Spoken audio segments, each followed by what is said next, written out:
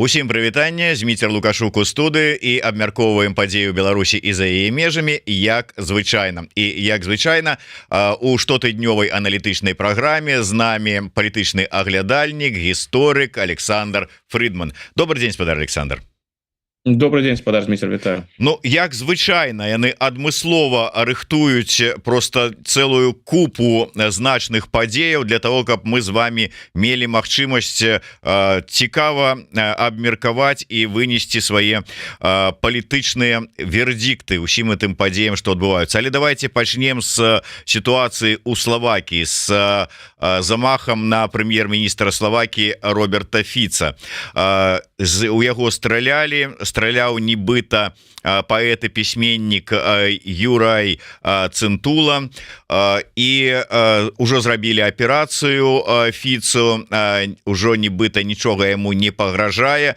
Тым не менш, якія пагрозы можа быць уся гэтая сітуацыя зараз можа мець для ўсяго рэгіёна, а можа і не толькі ўсяго рэгіёна.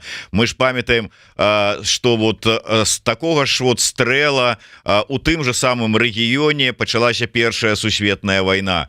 Ці не будзе што-небудзь такого кшталту па выніку з гэтай падзеі, увогуле, як вы яе ацэньваеце? Ну, думаю, все ж таки, конечно, таких глобальных наступстваў не будзе. Все ж таки ситуация ў 2024 годзе, у 1914 годзе розная.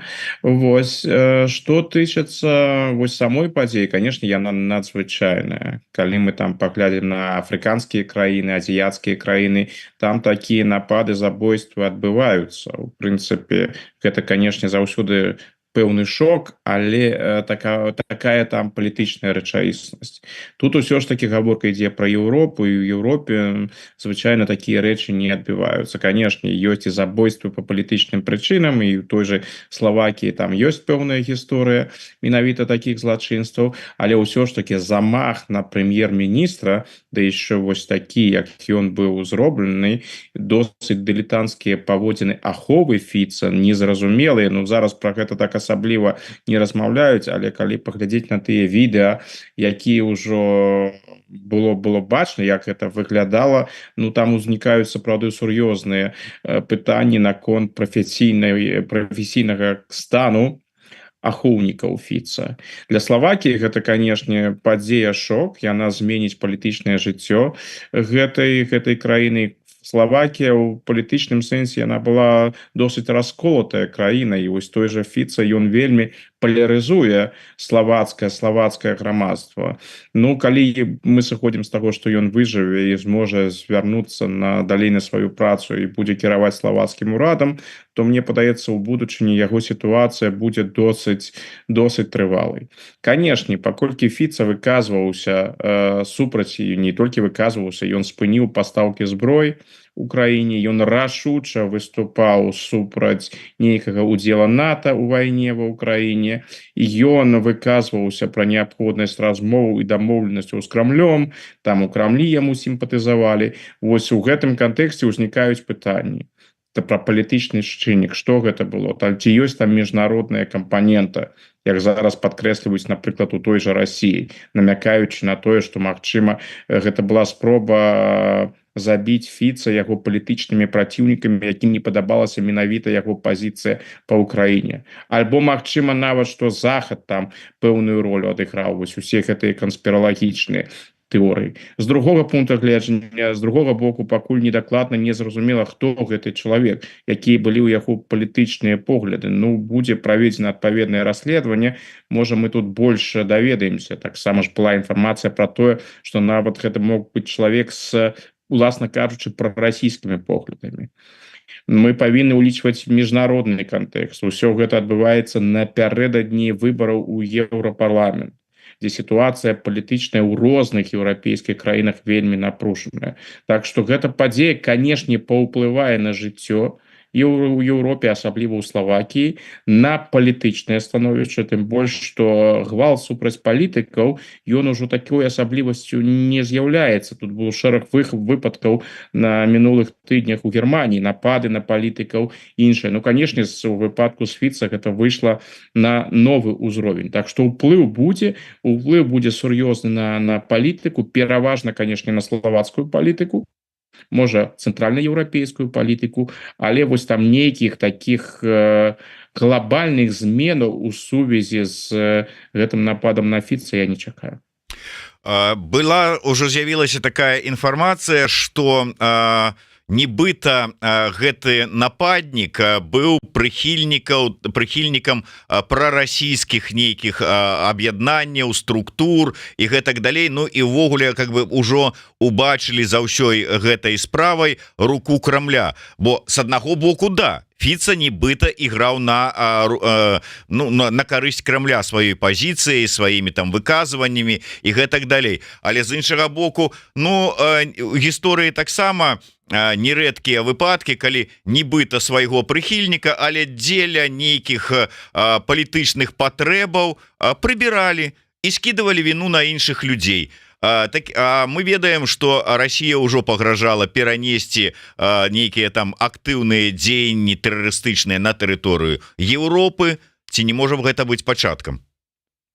Ну, так гэта сапраўды вельмі складаная рэч, калі такія тут насамрэч пытанняў куды больш, чым адказаў. Калі нешта адбываецца, да яшчэ ў такой сітуацыі напружанай, як сёння, калі можна сябе ўявіць, ну што заўгодна, у тым ліку, як і свайго кшталту аперацыю расійскую, ну чаму не? Канешне, такое можна ўявіць, но пакуль мы мала што ведаем для вось такіх сцверджанняў. Магчыма, гэта сапраўды нешта больш сур'ёзнае, нейкая змова. Магчыма, што гэта і нейкія замежныя краіны, якія ў гэтым паўдзельнічалі, а магчыма, насамрэч гэта тое, што пакуль на паверхні.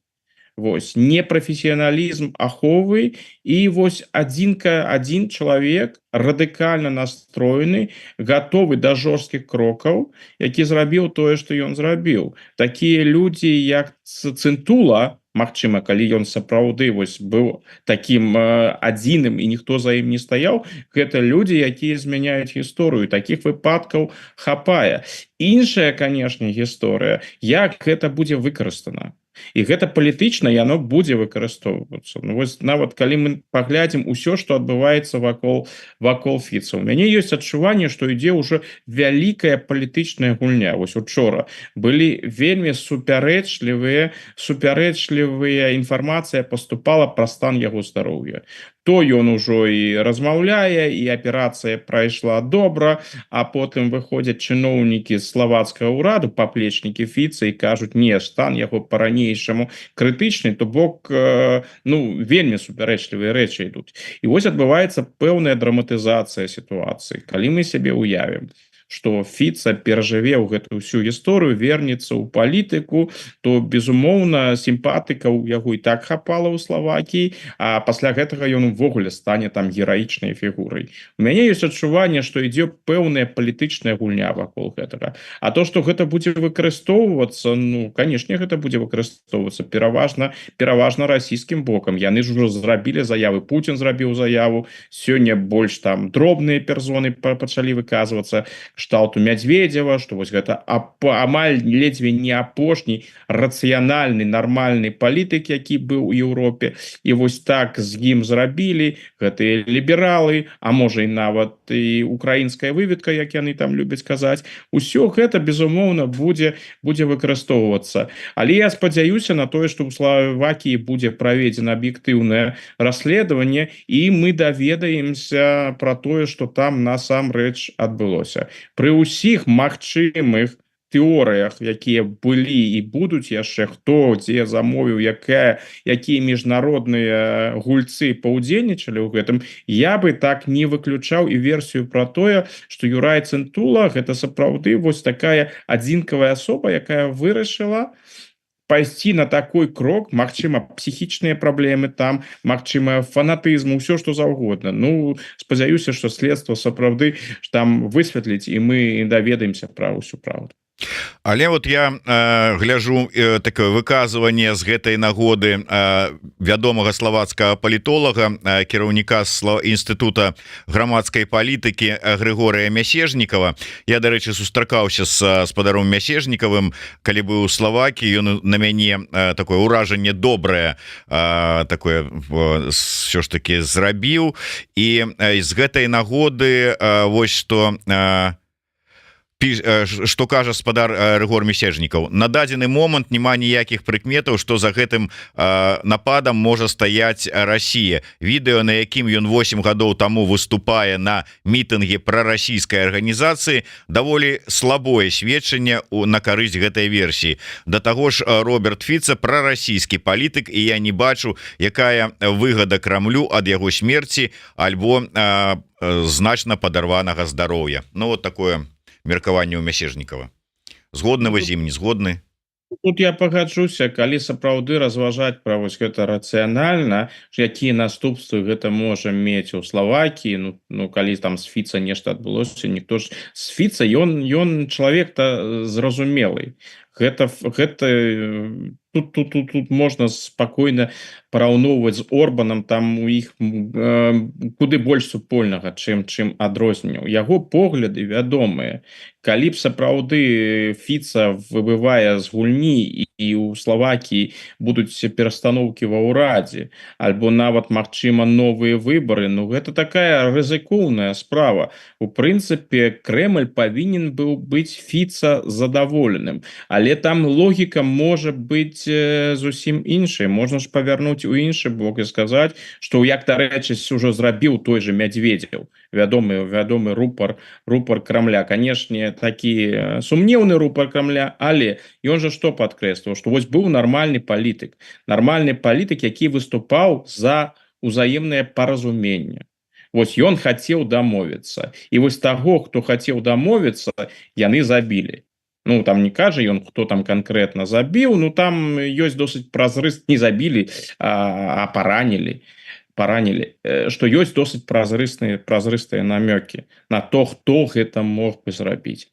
Так што у гэтым сэнсе, каб дадаткова дэстабілізаваць цэнтральную і ўсходнюю Еўропу, ну, магчыма, можна пайсці ў гэты накірунак. Але для мяне гэта сапраўды ўжо вельмі прывязана. Я таксама, як цытаваны вамі эксперт, ну, не бачу я тут для Расіі нейкія дывідэнды, канкрэтныя дывідэнды, якія маглі б Маскву прымусіць пайсці на такія крокі. Але ізноў жа, там у Маскве можа быць зусім іншая логіка. Ну так, мы до Москвы и до яе логікі вернемся трошку пазней. Давайте до беларускай тэматыкі, дакладней беларуска-азербайджанскай. Як вядома, Лукашенко паляцеў у Баку на сустрэчу з кіраўніком Азербайджана Аліевым, і я читаю апошнія паведамленні, якія ёсць з гэтай нагоды, і ведаеце, такое ўражанне, што адчуў пах грошай і тут же паляцеў туды. Я про Лукашенко зараз. Узнікла сітуацыя, што трэба, як яны пішуць, аднаўляць новыя тэрыторыі, Карабах, і тут же Лукашенко со сваёй прапановай: мы готовыя, вот у нас будаўнічыя кампаніі, плаціце свае азербайджанскія нафтадолары, мы готовыя ўсё рабіць. Ці я памыляюся, і гэта, ну, как бы, можа і было, але не асноўнае. Якія у вас інфармацыя, інсайды, скандалы, інтрыгі, расследаванні? Ну, тое, што я бачу, тое, што я назіраю, увогуле гісторыю беларуска-азербайджанскіх адносінаў, яна менавіта такая камерцыйная, эканамічная, бо зноў жа Лукашенко прадаваў заўсёды сваю палітычную лаяльнасць. То бок, нягледзячы на тое, што Беларусь знаходзілася і знаходзіцца ў розных інтэграцыйных праектах разам з Арменіяй і павінна была паводзіць сябе як саюзнік Арменіі, по пытанні Карабаха і ў пытанні адносінаў паміж Азербайджанам і Арменіяй Беларусь ніколі саюзнікам Арменіі не была. Лукашенко ён заўсёды гуляў на баку Азербайджану, і тут гэта выключна прагматычная пазіцыя, бо ён заўсёды зразумеў, ад Азербайджана можна атрымаць куды больш, чым ад Арменіі. Азербайджан гэта куды больш заможная краіна і адпаведна з пункту гледжання Лукашэнкі больш прывабная краіна. Ну вось зараз ён імкнецца, спадзяецца за тое, што вось тая лаяльнасць, якую ён заўсёды праяўляў да Азербайджана, ўсё гэтае супрацоўніцтва у розных глядах, было вельмі шчыльнае заўсёды з Азербайджанам там, і калі трэба было перадаць кагосьці Азербайджану, вось той выпадак, які быў вядомы з ізраільска-расійскім блогерам Александром Лапшыным, якога ў Мінску арыштавалі і перадалі Баку. Так Лукашенко там заўсёды актыўна супрацоўнічаў. Ён заўсёды рабіў стаўку на Азербайджан. Ну і зараз ён спадзяецца таксама на тое, вось што нешта атрымаецца. Гэта хутчэй за ўсё, канешне, грашовае пытанне, але з другога боку азербайджанскі рэжым, дыктатура Аліева, яна Лукашенку блізкая, яна цікавая. Яна цікавая хаця б таму, што Азербайджан гэта менавіта той прыклад транзіту на постсавецкай прасторы, дзе ўсё атрымалася. І ўсё атрымалася вельмі добра. Ільхам Аліеў не толькі трывала знаходзіцца ва ўладзе, ён і зрабіў усё тое, пра што, напэўна, яго бацька Гейдар Аліеў нават і марыць не мог, што Азербайджан здолее вярнуць тэрыторыю Карабаха, і тое, што Азербайджан будзе знаходзіцца сёння ў тым стане, у якім ён знаходзіцца. Так што Лукашенко мяркуе, спадзяецца атрымаць там нейкія кантракты. Магчыма, нешта ў яго і атрымаецца. Аліеў у гэтым сэнсе чалавек вельмі шчодры, но тут не трэба забывацца пра турэцкі фактар і пра расійскі фактар. Бо падтрымка Турцыі для Азербайджана яна галоўная, таму там прыярытэт гэта заўсёды розныя кантракты з Турцыяй. Потым ідзе Расія, бо лаяльнае стаўленне Расіі, канешне, Азербайджану дапамагло захапіць у выніку Карабах. Ну і потым ужо тое, што застанецца, зможа калі што атрымаць і Лукашенко. Думаю, што нешта атрымае. Дарэчы, як вы думаеце, нейкі вайсковы складнік будзе таксама прысутнічаць? Я маю на ўвазе яшчэ адна любімая справа Лукашэнкі — гандаль зброяй.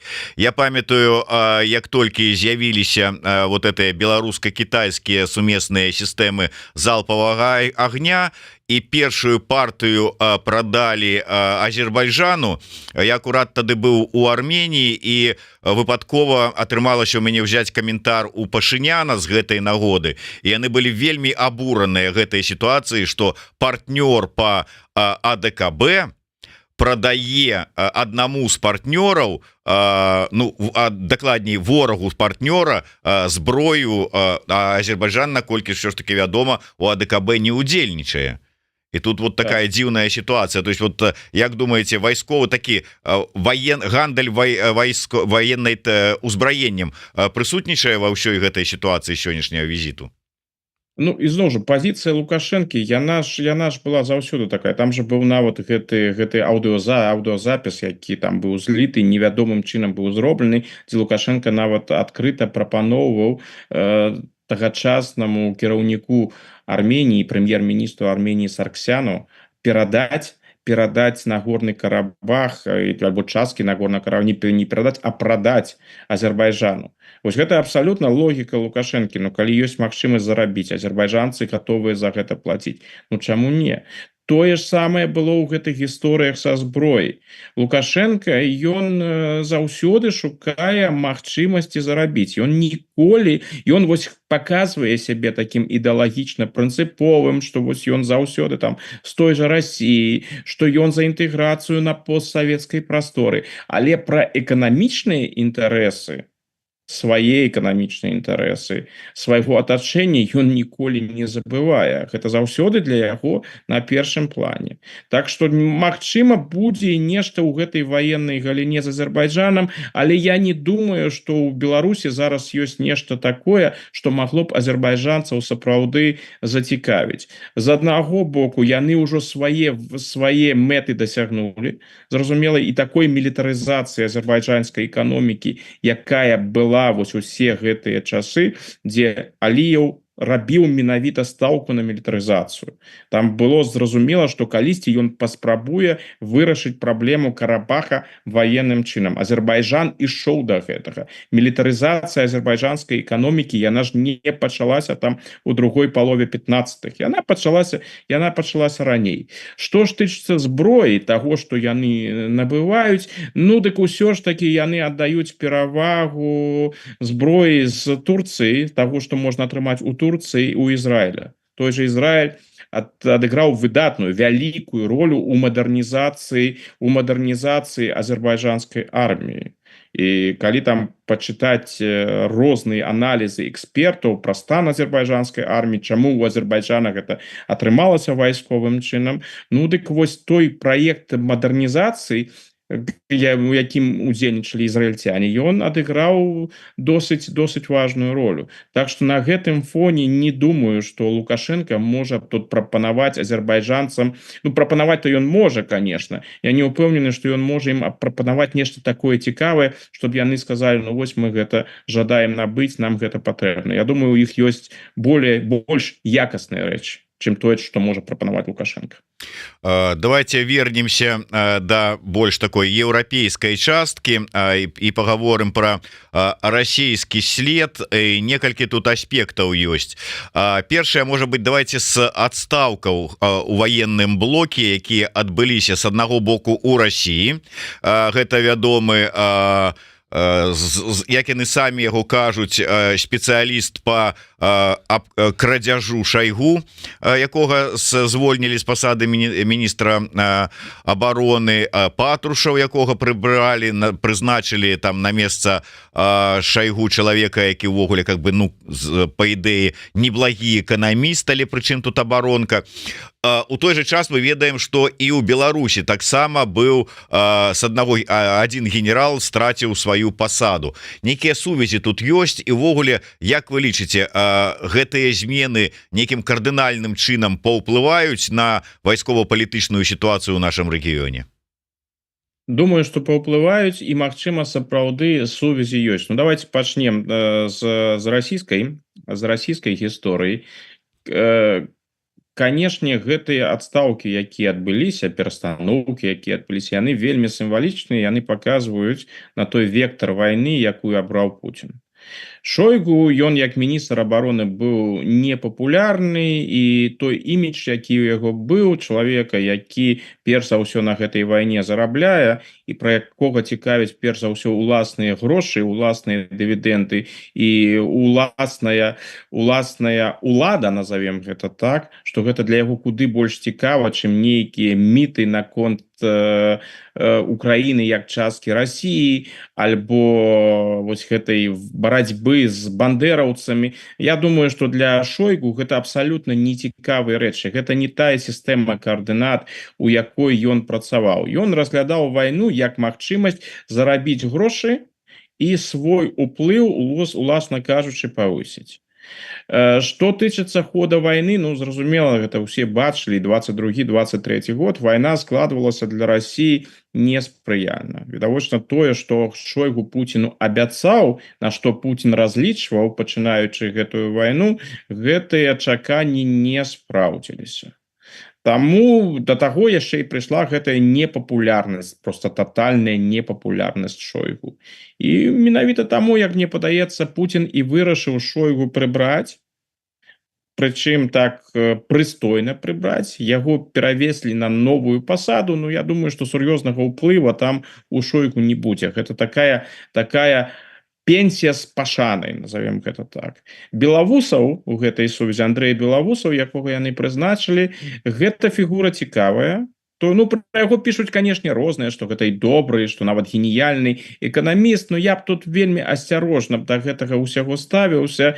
Ну, паглядзім там, які ён там геніяльны, што ён зробіць, але гэта прызначэнне для ўсіх тых, хто сімпатызуе Украіне і не знаходзіцца на баку расійскай дыктатуры, гэта прызначэнне дрэннае.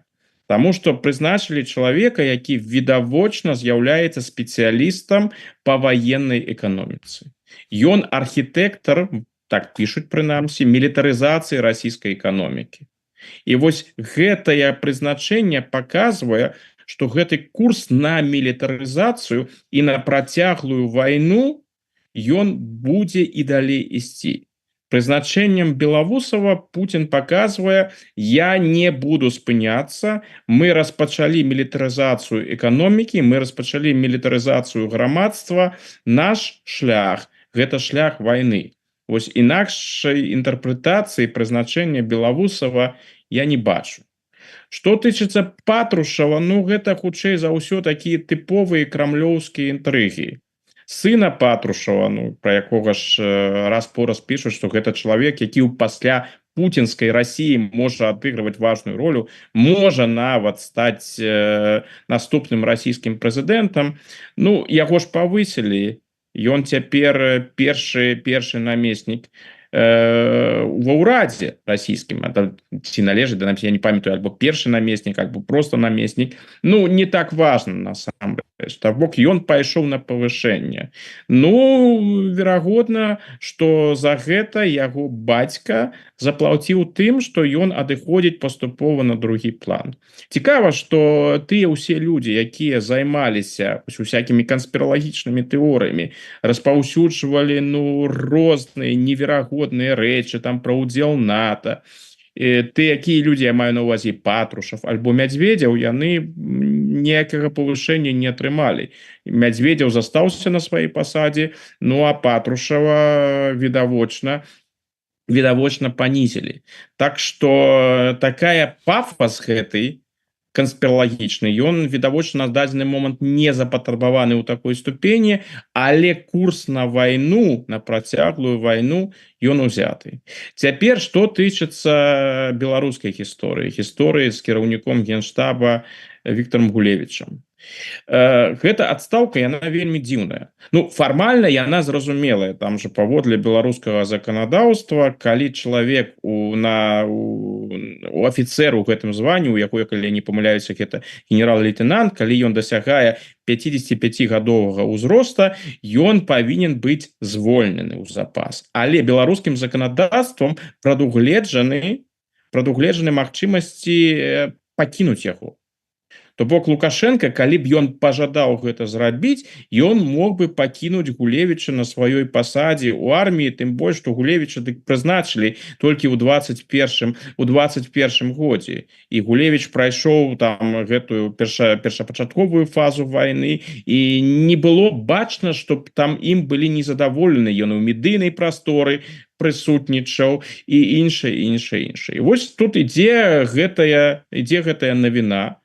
Прычым яна ў чым цікавая, была вечна 9-10 траўня ўсё гэта, падчас расійскага наступу ў Харкаўскай вобласці, гэта першы момант, і хто прыйдзе на пасаду Гулевіча, яно ж месца застаецца вакантным. І тут пачынаюцца дзіўныя рэчы. Лукашенко кажа пра тое, што Беларусь у небяспецы, што вайна можа пачацца фактычна ў любы дзень, і трэба падрыхтавацца, трэба быць гатовымі. Дык што атрымліваецца? Беларусь гатовая настолькі, што ў яе ў дадзеных умовах нават няма кіраўніка Генштабу, бо Гулевіч афіцыйна больш не кіраўнік Генштабу, а хто выконвае яго абавязкі, незразумела. Чалавек на гэтую пасаду не прызначаны. І вось менавіта тое, што Гулевіча звольнілі, а чалавека на гэтую пасаду не прызначылі, мяне падводзіць да думкі, што, магчыма, гэтае рашэнне о зняцці Гулевіча было прынята Лукашэнкам альбо на перамовах у Маскве з Пуціным і Шойгу, альбо пасля гэтага. У гэтым кантэксце.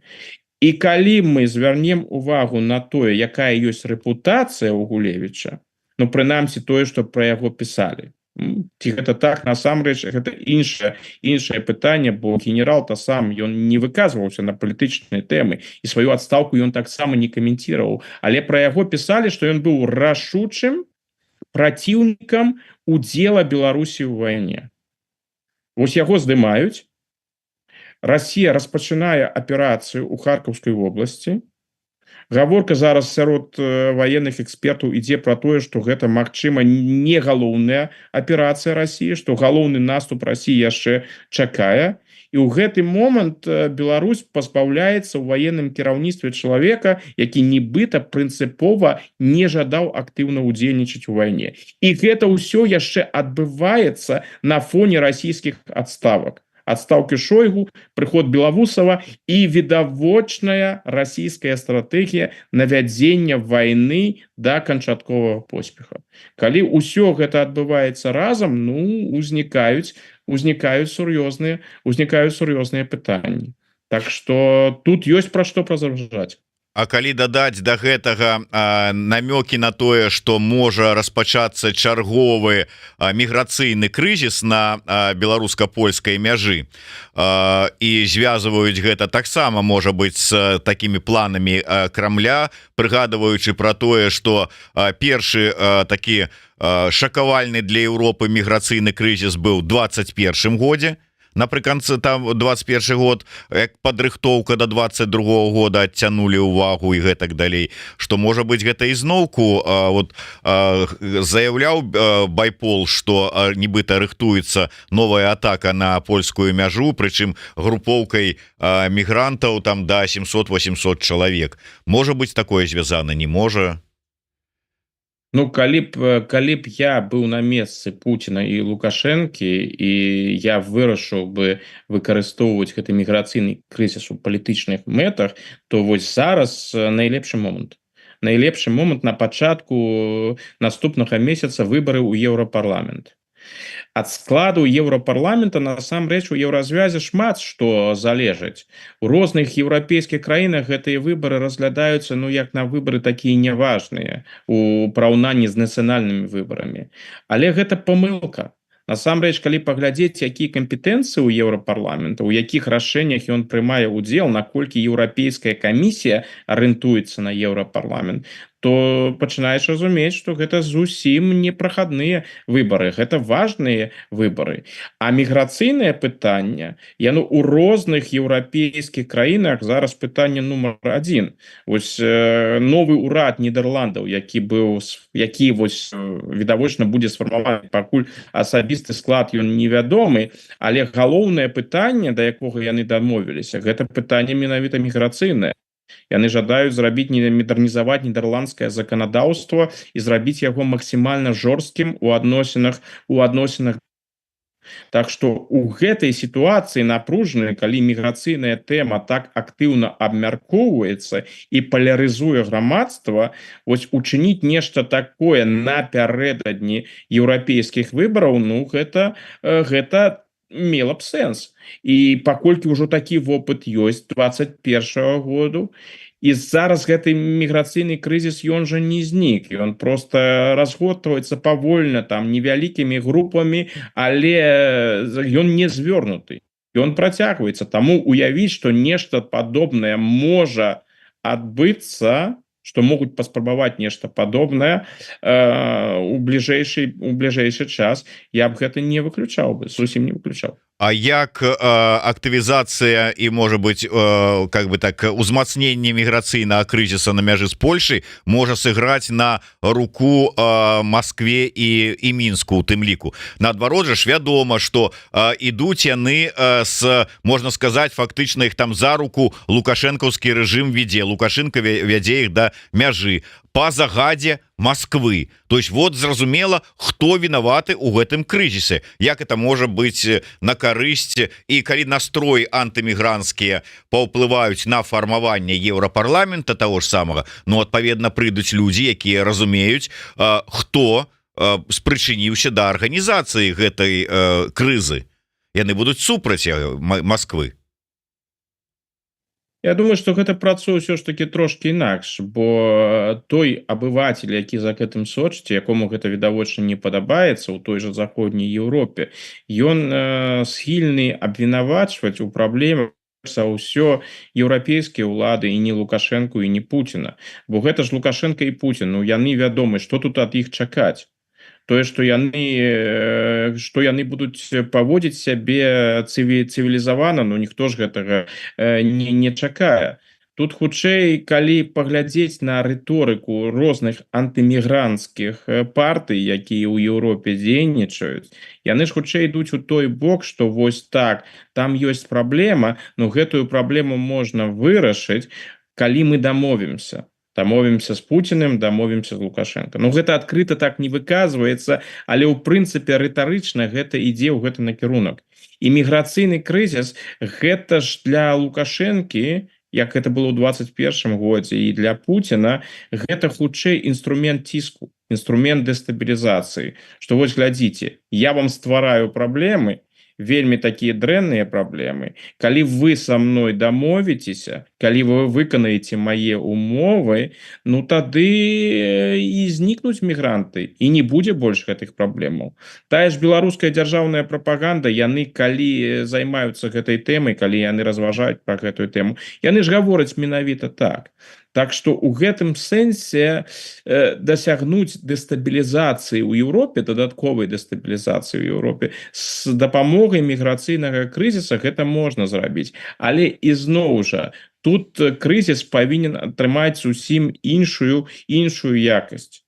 Такі патэнцыял ён магчымы, таму я б не выключаў, што ў далейшым гэтая міграцыйная карта будзе выкарыстоўвацца. Што мы назіраем пакуль? Усё працягваецца, безумоўна, і Масква, і Мінск, яны зарабляюць грошы на гэтым міграцыйным крызісе, але асабліва Мінск сочыць за тым, каб вось гэта ўсё заставалася не такіх вялікіх памерах. То бок, так, там десяткі, раз-пораз там сотні бывае, што яны спрабуюць перайсці мяжу. Прошлы раз там гэты штурм, калі я не памыляюся, там было 140 чалавек, нешта такое. Гэта павелічэнне, зразумела, але ўсё ж таки гэта не тыя памеры, якія могуць выклікаць з боку еўразвяза асабліва жорсткую рэакцыю. То бок Лукашенко дзейнічае пакуль асцярожна, але ж ён не гаспадар гэтай сітуацыі. Калі Масква палічыць патрэбным выкарыстаць гэты міграцыйны крызіс на ўсе 100%, то і падзеі 2021 года могуць паўтарыцца і нават могуць пераўзысці 21 год. Паглядзім трошачку у гісторыю, але з нагоды іншай падзеі. У лістападзе 2022 года у Беларусь таемна прыязджае депутат Бундестага ад партыі Альтэрнатыва для Германії. Як яго звалі? Петр Быстрон. Тайна прыязджае, але тым не менш сустракаецца, па яго словах, з тагачасным міністрам замежных справаў Беларусі спадаром Макеем, дэпутатам так званага парламента Андрэем Савіных. Вітанне, спадар Андрэй. Выдатнае інтэрв'ю вы свой час давалі Еўрарадыё, дарэчы. Ну і з шэрагам іншых праўладных структур кшталту Беларускага інстытута стратэгічных даследаванняў. І вось не прайшло і колькі часу, як да гэтага депутата прыйшлі з вопшукамі і правялі так добра вопшукаў, у якіх праводзілі 11 пракурораў і каля 70 паліцэйскіх. Што там адбываецца? Гэта пачалі прарасійскую расійскую агентуру паціху вышчымляць у Нямецчыне. Так, не чуем мы вас, спадар Александр. Цяпер ёсць, да. Ну, увогуле скандалы, звязаныя з гэтай партыяй, з яе сувязі з Расіяй, яны вядомыя, тут нічога новага ў гэтым няма. Просто ў розных еўрапейскіх краінах ідуць расследаванні наконт фінансавання з Расіі. І вось таму і дайшлі для гэтага, бо той же Быстрон, прынамсі паводле паведамленняў прэсы, ён кантактаваў з рознымі расійскімі структурамі, яго абвінавачваюць у тым, што ён атрымліваў грошы у Расіі, ён быў паводле ізноў жа публікацыі прэсы звязаны з Віктарам Медведчуком і з рознымі структурамі. Медведчука актыўна распаўсюджваў расійскія наратывы і ўсё іншае. То бок гэтая гэтае абвінавачанне яно раскручваецца. Так што паглядзім, чым гэта ўсё скончыцца. Імунітэт ён ужо страціў, ці дойдзе гэтае расследаванне да суда, ну паглядзім. Ізноў жа вакол альтэрнатывы для Германіі зараз вельмі шмат скандалаў, менавіта звязаных з іх сувязямі з Расійскай Федэрацыяй, з Кітаем і гэтак далей. Гэты скандал ён укладваецца у гэты кантэкст. Выпадак Быстрона ён сапраўды вельмі цікавы, бо гэты візіт у Беларусь у 22 годзе, калі я не памыляюся, так, ён быў вельмі таямнічы. Ён жа імкнуўся гэты візіт скрыць. Ён пра гэты візіт не калі нават гэта стала вядома, што ён усё ж такі ў Беларусь заехаў, ён ад гэтага ўсё ж такі адкрэсваўся, потым казаў пра нейкую міратворчую місію, што яму трэба было зразумець, які погляд на вайну у Беларусі і ўсё астатняе. Сустрэчы ў яго былі дзіўныя. Ну тое, што ён са спадаром Савіных сустрэўся, тут дзіўнага тут якраз такі няма. Гэта прыкладна фігуры аднаго ўзроўня. Адзін дэпутат, іншы дэпутат, хаця ўсё ж такі Быстрон, ён у Германіі фігура мала вядома, ён зараз стаў вядомы ў сувязі з гэтымі скандаламі, а да гэтага яго, напэўна, ведалі толькі тыя людзі, якія знаёмыя з усходнееўрапейскім кантэкстам, бо ён у гэтай партыі ён займаўся усходняй Еўропы ў альтэрнатыве для Германіі. Дзіўна, канешне, тое, што ён сустракаўся з Макеем. Вось. Макей, які сустракаецца раптам з шэраговым і абсалютна неўплывовым нямецкім дэпутатам, ну, гэта ўсё ж такі не ўзровень міністра замежных справаў, але, напэўна, ў тыя часы Макея не было магчымасці для больш сур'ёзных кантактаў, і ён быў увогуле рады з кімсьці сустрэцца, хто прыехаў з захаду. Вось. Стала вядома пра гэты візіт менавіта праз тое, што беларускія суразмоўцы, прабачце, не Макея, Быстрона, яны паводзілі сябе, ну, вельмі актыўна. Яны зрабілі фота, гэтыя фоты з'явіліся ў сацыяльных сетках. Нямецкія журналісты гэта пабачылі і ўзніклі пытанні. Так што вось гэтая сацыяльная актыўнасць беларускіх чыноўнікаў у сацыяльных сетках яна прывяла да таго, што пра Быстрона і пра яго візіт у Беларусь увогуле даведаліся. Ну зараз, канешне, гэта разглядаецца зусім у іншым ракурсе, і там у розных публікацыях выходзіць, напрыклад, пытанне, а навошта ён туды паехаў? Можа, там былі сустрэчы зусім не з Макеем і не з беларусамі, а сустрэчы з нейкімі ўплывовымі расіянамі. Можа, там былі гэтыя дамоўленасці пра фінансаванне і іншае. Вельмі непрыемныя пытанні для Быстрона. Выглядае так, што яго палітычная кар'ера скончана. Зараз будзе расследаванне, і я не думаю, што гэтае расследаванне прынясе нешта добрае. Так, давайте трошку далей яшчэ скокнем з вами праз акіян. Беларускае пытанне і ў Кангрэсе ЗША узнялася. Поступіў на разгляд абноўлены акт аб дэмакраты у Беларусі ў Кангрэс ЗША. І там пашыраная, я так разумею, змест у сувязі з саўдзелам лукашэнкаўскага рэжыма у агрэсіі расійскай у дачыненні да Украіны, і палітвязні, і зноў жа такі гэтая тэма больш актуалізавалася і трапіла нават у акт. Пра што гэта сведчыць? Чаго чакаць? Ці спрацуе і ў якім накірунку гэты акт? Ну, сапраўды, тая інфармацыя, якая зараз ёсць, ён больш падрабязны, ён актуалізаваны, там разглядаюцца ўсе тыя моманты, якія за апошнія гады ў Беларусі адбываліся, і тое становішча з палітвязнямі, і становішча з дэмакратычнымі свабодамі, з ціскам, і, канешне, удзел у вайне, то бок там будзе такі больш канцэнтраваны і больш актуальны погляд на Беларусь. Канешне, у пэўным сэнсе гэта і ўзмацніць ціск на рэжым Лукашэнкі. Але нічога надзвычайнага для лукашэнкаўцаў у гэтым няма. Яны да гэтага ўжо прызвычаіліся. Лукашенко, як мне падаецца, ён прынцыпова не разлічвае на тое, што можа быць нейкае паляпшэнне, істотнае паляпшэнне стасункаў з Захадам. Уся яго палітычная арыентацыя, ўсё, што ён зараз робіць, яна паказвае, што ён сыходзіць з таго, што канфлікт з Захадам будзе доўгатэрміновым, і сітуацыя там увогуле не палепшыцца.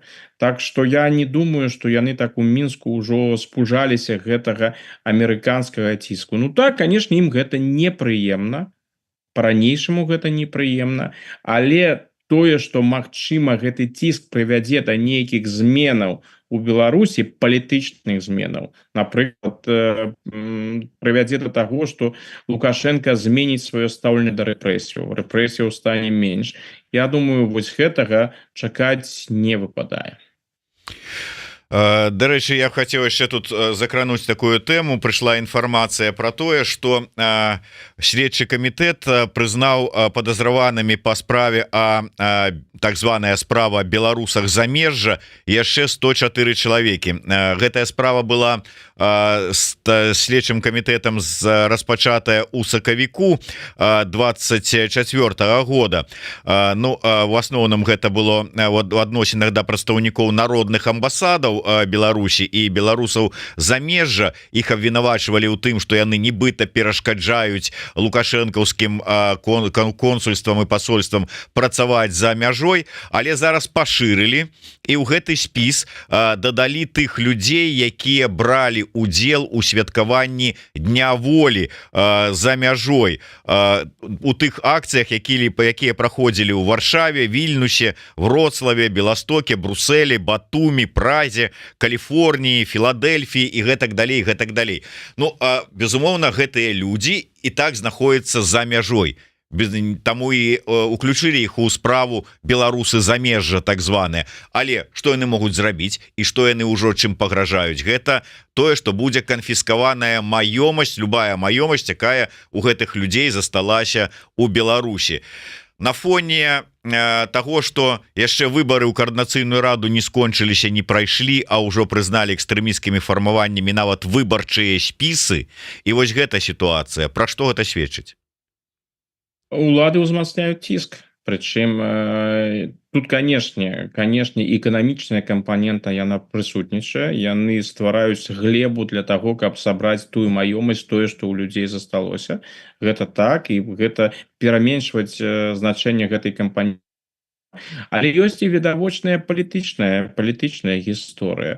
У іх магчымасці ўплываць на людзей, якія знаходзяцца за мяжой, абмежаваныя. Але ўсё ж такі яны імкнуцца гэта зрабіць. Тая актыўнасць, якая за мяжой ўсё ж такі адбываецца, яна не падабаецца палітычна, паколькі яна ўплывае ўсё ж такі на грамадскую думку па ўсіх краінах, дзе праходзяць розныя акцыі, дзе дзейнічаюць дэмакратычныя структуры. Гэта першае. А другое, ёсць і такая банальная гісторыя, як помста. Мы не можам дацягнуцца да гэтых людзей. Ну, яны далёка, яны знаходзяцца за межамі. Ну, трэба хоць нейкім чынам ім адпомсціць.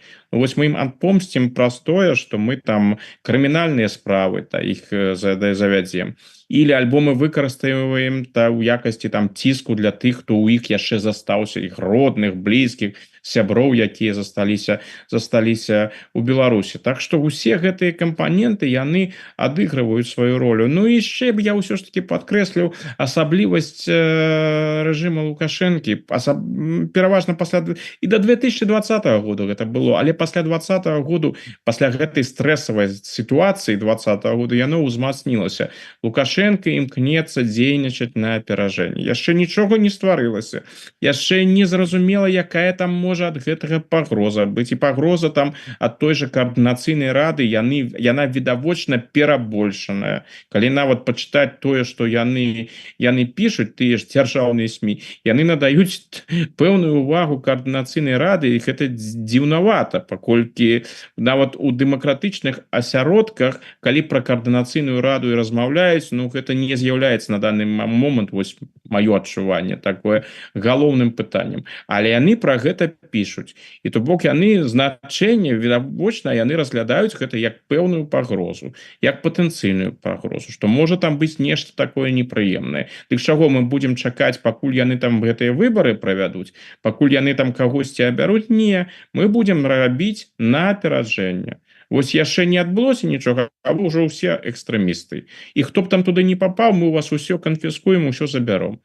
Так што вось у гэтым логіка беларускіх уладаў, больш не чакаць. У іх напэўна, пасля вось 2014-15 года і до 2020 года у іх стварыўся такое вельмі непрыемнае ўражанне. Яны для сябе, мне падаецца, палічылі, што вось мы ў другой палове десятых дазволілі усім гэтым дэмакратам і іншым, усім нашим ворагам, мы дазволілі ім зашмат. Мы ім дазволілі, і вось мы за 5 гадоў атрымалі 20 год. А зараз тэндэнцыя такая, дазваляць нічога ўвогуле нельга. Трэба ўсё выкараняць, што выкараняць магчыма. Так, польская прокуратура объявила у вышук збеглага у Беларусь суддзю Шмыта. Як вы думаете, як хутка спецслужбы, там беларускія, расійскія, прапаганда нагуляюцца з гэтым збеглым суддзёй, што яго чакае і якія ўвогуле профіты яны ад гэтай сітуацыі атрымаюць? Ну, мне падаецца, што на дадзены момант яны ўжо нагуляліся. Калі паглядзець, што адбываецца на гэтым тыдні, ўсё стало так досыць спакойна. На мінулым тыдні-то яго было шмат, ён прысутнічаў, там Лукашенко нават пра яго выказваўся. Вось гісторыя, яна ж не до конца зразумелая. Мы ж да сённяшняга дня не ведаем, ці быў ён насамрэч агентам беларускіх спецслужбаў, што нельга выключаць, што было б цалкам лагічна. Вось, ці адбылася яго эвакуацыя, бо там і Польша яму пагражала выкрыццё. Альбо ўсё ж таки гэта такі добры выпадак для беларускіх спецслужбаў, што чалавек праз уласныя праблемы ў Польшчы вырашыў збегчы, атрымаць для сябе пэўны профіт і апынуўся ў Беларусі. І гэта ніякай эвакуацыі не было. І ўвогуле, ці прыхапіў ён там нейкую сакрэтную інфармацыю, ці ёсць яна ў яго, ці можа гэта інфармацыя, якую ён прыхапіў, калі ўвогуле прыхапіў, пагражаць нейкім чынам інтарэсам Польши. Гэта ўсё пытанні, якія пакуль застаюцца без адказу. На дадзены момант гэты патэнцыял гэтай справы ён паступова вычарпаны. Ён ужо ўсё зрабіў. Ён прысутнічаў у прапагандысцкім кантэксце. Ён пацвердзіў тэзісы, галоўныя тэзісы беларускай дзяржаўнай прапаганды. Ну, што тут яшчэ з яго магчыма выцягнуць? Застаецца некалькі варыянтаў. Ну, два варыянты. Альбо паступовае забыццё, ўсё, чалавек, гісторыя вычарпана, скончана, і Шміт там застаецца недзе ў Беларусі, жыве сваім прыватным жыццём, як такія уцекачы жылі там у тым же Савецкім Саюзе, тыя заходнікі, якія збягалі ў Савецкі Саюз. Альбо там яшчэ нешта прыпасено. Можа, там будуць яшчэ нейкія прапагандысцкія фільмы. Можа, будуць сапраўды нейкія дакументы, якія Шміт, магчыма, прывёз. Усё гэта пытанне пакуль адкрытае. Ну і, канешне, пытанне бяспекі застаецца. Вот Лукашенко ж на мінулым тыдні дзіўным чынам узяў і сказаў, што Чэчку, папярэдніка Шміта, назовем гэта так, забілі. Дарэчы, пытанне такое, калі Чэчку сапраўды забілі, дзе крымінальная справа? Як гэта так адбываецца? Што робіць беларускае КДБ, калі, як казаў Лукашенко, у Мінску забіваюць людзей, якія знайшлі палітычны прытулак, і забіваюць палякі? Чаму няма расследавання? Куды глядзела КДБ? Ну як куды? Ловяць за каментары і лайкі ў соцсетках? КДБ ж павінна ў стане не толькі ў соцсетках лавіць людзей, яно ж павінна было б ахоўваць гэтага чалавека, які столькі праўды сказаў пра злачынствы ў двукоссі рэжыма, як яны тады казалі, Дуды, Маравецкага, Качынскага. Вось чалавек прыйшоў, ахвяраваў уласным жыццём, а Лукашенко яго не змог выратаваць. Ну гэта ж куды гэта ідзе? Лукашенко і ягоны КДБ, які ўсё прадухіляюць. Ніводзін дыверсант, ніводнага дыверсанта нічога не атрымліваецца, а вось забіць Чэчку яны здолелі. Так што зараз са Шмітам трэба яго нейкім чынам ахоўваць, каб гэта гісторыя не паўтарылася. Ну што з гэтага будзе? Паглядзім, пакуль тэндэнцыя такая, пэўны прапагандысцкі патэнцыял быў, яны яго выкарысталі, яны з гэтага выйгрыш атрымалі, сапраўды для беларускага боку гэта удалая аперацыя як для прапаганды, так і для КДБ, паколькі ўсё ж такі шмат хто лічыць, і магчыма гэта і так на самой справе, што Шміт быў агентам КДБ, працаваў на беларускі КДБ, але далей магчыма будзе нейкае выкарыстанне яго, а магчыма ён просто з палітычна-прапагандысцкай арэны знікне.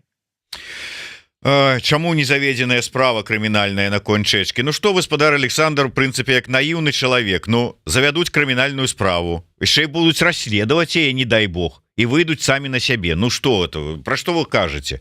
Ладно, давайте на заканчэнне яшчэ одну тэму закранем, кітайскую.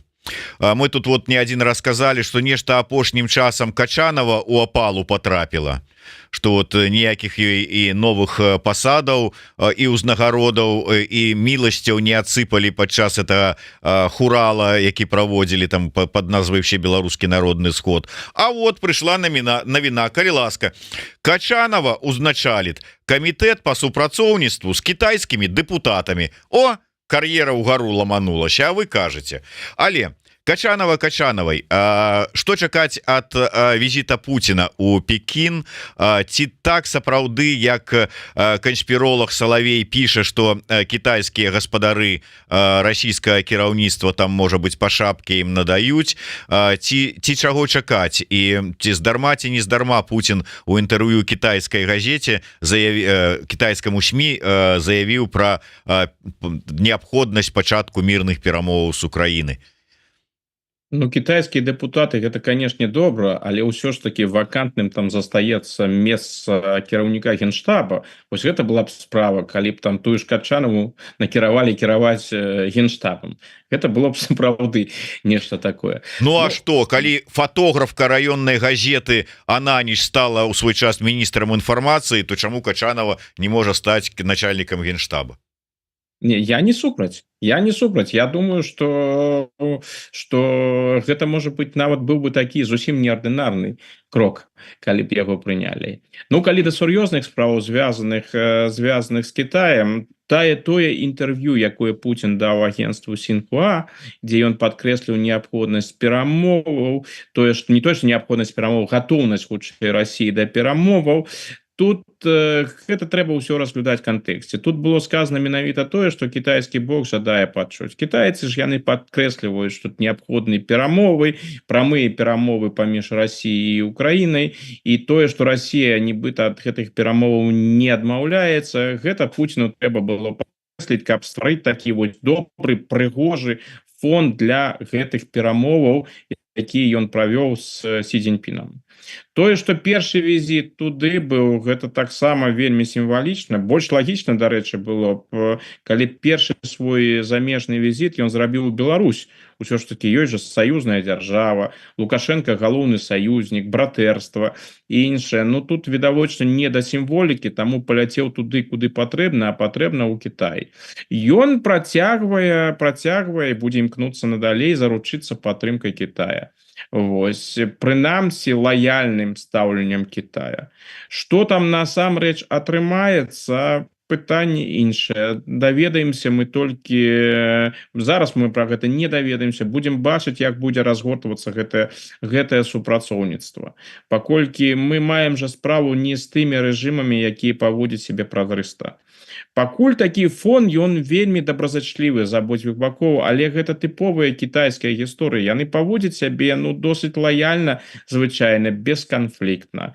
Путін імкнецца, як вось усё робіць для таго, як паказаць, які ён лаяльны, які ён добры, які ён вось прывабны для Кітая. Заявы, якія яны зрабілі, яны не адрозніваюцца ад кітайскай рыторыкі апошніх гадоў. Кітай падкрэслівае, што патрэбны мірныя перамовы, выказваецца кітайскі бок вельмі агульным чынам, і там ёсць гэты рэверанс у бок Расіі пра то, што інтарэсы бяспекі ўсіх удзельнікаў, у тым ліку і России, канешне, павінны быць улічаны падчас гэтых мірных перамоваў. Зроблена гэта ўсё настолькі агульна, што можна інтэрпрэтаваць у той і ці ў іншы бок.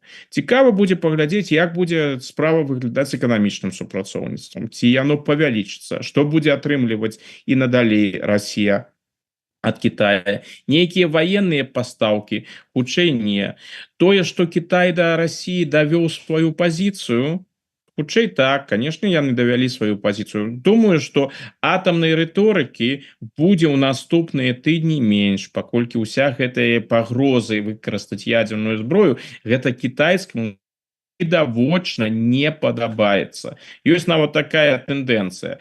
Перад размовамі, перад перамовамі з кітайцамі у России вельмі моцная ядерная рыторыка. Потым яны адбываюцца і ўсё больш лагодна, паколькі кітайцы, ну, напэўна, падкрэсліваюць, што яны усіх пагрозаў чуць не жадаюць і лічаць, што вялікія дзяржавы павінны паводзіць сябе, ну, больш сумленна, хаця б у ядерным накірунку. Дзякуй вялікі, дзякуй вялікі. Я так загаварыліся столькі цікавых тэмаў разважанняў, што ні разу не нагадаў пра неабходнасць подписывацца на телеграм-канал спадара Александра Фрыдмана, не забываючы, што яго, як і шмат іншых структураў і телеграм-каналаў прызналі экстрэміскімі, так што захоўвайце бяспеку, не забывайце пра яе. Ну і безумоўна тое ж самае тычыцца подписки на YouTube канал Еўрарадыё. Слухайте, глядзіце, бяспечна подписывайтесь, расширвайте, натискайте на звоночки, ну и пишите свои комментары и пожаданні. А мы с вами развітваемся. До сустрэчы. Жыве Беларусь.